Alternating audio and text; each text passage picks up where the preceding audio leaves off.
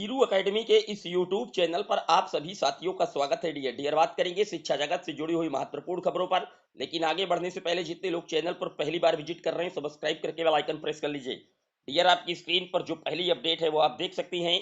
उत्तर प्रदेश में कैबिनेट का एक बड़ा फैसला लिया गया है। उत्तर प्रदेश शिक्षा सेवा चयन आयोग की नियमावली को मंजूरी दी गई। 3 मंडल में राज्य विश्वविद्यालयों की स्थापना के लिए विधेयक आएगा। तो आप देख सकते हैं काफी लंबे अरसों के बाद जो शिक्षा सेवा चयन आयोग है, आखिरकार उसकी नियमावली को, उत्तर प्रदेश की जो नियमावली थी शिक्षा सेवा चयन आयोग को, उसको हरी झंडी मिल चुकी है कैबिनेट से। शिक्षा सेवा चयन आयोग के अध्यक्ष सदस्यों का चयन जो है सर्च कमेटी करेगी। 10 पदों पर आयोग की भर्ती की प्रक्रिया जल्द शुरू हो सकती है। 4 उप सचिव नियुक्त होंगे। इनका कार्यकाल 3 वर्षों से अधिक का नहीं होगा। मुख्य सचिव की अध्यक्षता में होगी इन पदों पर चयन के लिए सर्च कमेटी। तो आप देख सकते हैं कहीं ना कहीं बड़ी खुशखबरी है। उत्तर प्रदेश में जिस शिक्षा सेवा चयन आयोग को बनाने के लिए पिछले कई साल का समय लगा, आखिरकार कैबिनेट से उस आयोग को नियमावली को पूरी तरीके से मंजूरी मिल चुकी है। और अब जितनी बंद पड़ी भर्तियां हैं उन पर काफी तेजी के साथ जो काम है वो होगा, क्योंकि अध्यक्षों और सदस्यों का जो चयन है उसके लिए सर्च कमेटी तैयार की जा रही है। बहुत जल्द अब अध्यक्ष और सदस्य अपने आ जाएंगे और उसके बाद हेडक्वार्टर प्रयागराज में स्थित होकर के पूरी तरीके से जो काम है वो वर्कआउट होना शुरू हो जाएगा। इससे सबसे पहले टीजीटी पीजीटी का एग्जाम, एलटी ग्रेड शिक्षक भर्ती का एग्जाम जो पेंडिंग है वो होंगे। और उसके बाद प्राथमिक स्तर के लिए यूपी टेट पात्रता का आयोजन सरकार कराएगी। और उसके बाद कहीं ना कहीं प्राथमिक स्तर की भी शिक्षक भर्ती का जो रास्ता पिछले कई साल से बंद पड़ा है वो भी पूरी तरीके से खुलने के जो आसार हैं वो अब दिखने लगे हैं। तो उत्तर प्रदेश में नए शिक्षा सेवा चयन आयोग का जो गठन है बहुत तेजी के साथ इस पर काम अब होगा, क्योंकि आयोग की जो नियमावली थी उसको हरी झंडी कैबिनेट से मिल चुकी है। अब प्राथमिक, माध्यमिक और उच्च तीनों शिक्षा विभागों को मर्ज करके एक आयोग बनाया गया है। और इसी से हर जगह जितनी शिक्षक भर्तियां हैं, प्राथमिक, जूनियर एडेड या माध्यमिक, उच्च शिक्षा की, सभी इन्हीं आयोगों के माध्यम से सरकार के द्वारा पूरी तरीके से पारदर्शिता के साथ करवाई जाएगी, ऐसा सरकार का कहना है। डियर बात कर लेते हैं अगली अपडेट की। अगली अपडेट आप देख सकते हैं, आरओ एआरओ के लिए आए 10 लाख से अधिक आवेदन। यूपीपीएससी की परीक्षा में टूटा रिकॉर्डों का आवेदनों का रिकॉर्ड। 411 पदों पर होनी है भर्ती और लगभग 10 लाख से अधिक जो आवेदन हैं वो अब तक आ चुके हैं। तो आप देख सकते हैं समीक्षा अधिकारी आरओ और सहायक समीक्षा अधिकारी एआरओ परीक्षा 2023 में शामिल होने के लिए इस बार रिकॉर्ड तोड़ आवेदन आए हैं। आप देख सकते हैं 411 पदों के लिए 10,69,725 अभ्यर्थियों ने अंतिम रूप से आवेदन किया हुआ है। डियर बात कर लेते हैं अगली अपडेट की। तो अगली अपडेट उत्तर प्रदेश में 69,000 शिक्षक भर्ती से जुड़ी है, जहां पर आप जानते हैं कि एक अंक से जो अचयनित रह गए थे अभ्यर्थी, जिनको माननीय सुप्रीम कोर्ट तक ये लोग गए थे और सुप्रीम कोर्ट ने भी इन्हीं के पक्ष में फैसला दिया था। आखिरकार उस पर सरकार को कड़ी फटकार भी इलाहाबाद हाई कोर्ट के द्वारा लगाई गई थी, जिसमें आपने देखा था कि बेसिक शिक्षा सचिव प्रताप सिंह बघेल और पीएनपी सचिव अनिल भूषण चतुर्वेदी को भी माननीय कोर्ट के समक्ष उपस्थित होना पड़ा था, क्योंकि अवमानना नोटिस जारी हुई थी। उसी के संदर्भ में यहाँ पर निकला हुआ है कि 2 माह में जारी होंगे एक अंक से लटके शिक्षकों की नियुक्ति पत्र। सरकार ने पूरी तरीके से कोर्ट में स्वीकार किया है और अपनी जो बात है वो रखी है।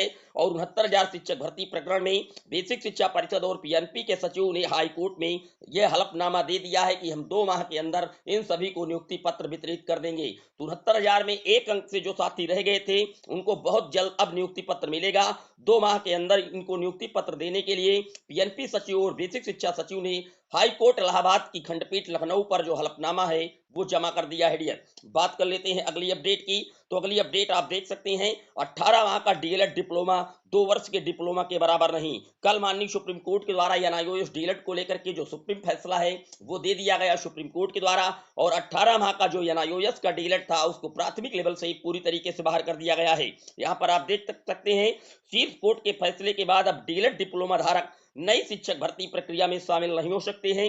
उच्चतम न्यायालय की पीठ ने नैनीताल उच्च न्यायालय के फैसले को पलट दिया है। सुप्रीम कोर्ट ने मंगलवार को महत्वपूर्ण फैसला देते हुए कहा कि राष्ट्रीय मुक्त विश्वविद्यालय शिक्षा संस्थान एनआईओएस से 18 महीने का डीएलएड डिप्लोमा पाठ्यक्रम 2 साल के डिप्लोमा के बराबर नहीं है। शीर्ष अदालत ने कहा कि सभी तथ्यों से जाहिर होता है कि एनआईओएस से 18 माह डीएलएड डिप्लोमा को राष्ट्रीय शिक्षक शिक्षा परिषद एनसीटी ने शिक्षक भर्ती के लिए योग्यता के रूप में मान्यता नहीं दी है। कोर्ट के इस फैसले से एनआईओएस डीएलएड 18 माह का डिप्लोमा धारक जो हैं वो नई शिक्षक भर्ती प्रक्रिया में शामिल नहीं हो सकते हैं। Justice B R. गवई और प्रशांत कुमार मिश्र की पीठ ने नैनीताल हाईकोर्ट के फैसले के खिलाफ उत्तराखंड सरकार और जयवीर सिंह व अन्य द्वारा दाखिल विशेष अनुमति याचिका को स्वीकार करते हुए ये फैसला दिया है।